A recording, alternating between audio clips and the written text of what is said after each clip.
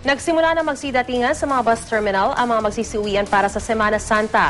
Alamin natin ang sitwasyon sa Araneta Center Bus Terminal. May live report si Isay Reyes. Isay.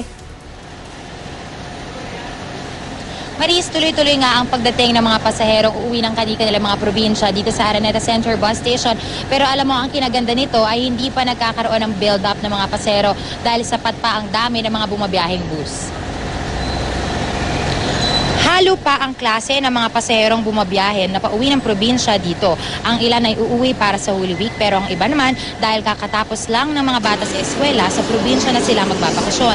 Ayon sa management ng Araneta Center Bus Station, inaasahan daw na dodoble ang kanilang mga pasahero sa Semana Santa. 6,000 pasahero ang average nila a day pero sa Semana Santa umaabot daw ng 10 hanggang 15,000 katao. Sa Sabado raw mas dadagsa pa ang mga tao lalo na sa Miyerkules Santo. Kaya naman nagdagdag na ng augmentation ng security dito, gayon din ng mga K9 units. Paalala nila, mas mainam na bumili ng mga ticket ng mas maaga para makaiwas sa siksikan. Bagamat sapat kasi ang dami ng mga bus, medyo matagal mag-aantay ang mga chance passengers. Alas 5 pa lang ng umaga ay bumabiyahe na ang mga bus pa Bicol na ordinary. Bandang alas 3 naman yung kanilang aircon buses. Mga alas 2 naman ng umaga, nagsisimula na ang mga bus pa Visayas. Wala pa naman na itatalang kaso ang mga pulis na umiikot dito ngayon.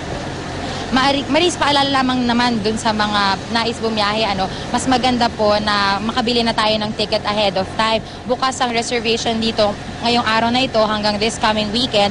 At para naman dun sa mga nais mag-chance passengers, paalala lamang po na pumunta tayo dito ng maaga para sigurado po na tayo ay makasakay. So yan muna ang aking update mula dito. Balik sa iyo, Maris. Maraming salamat, Isay Reyes.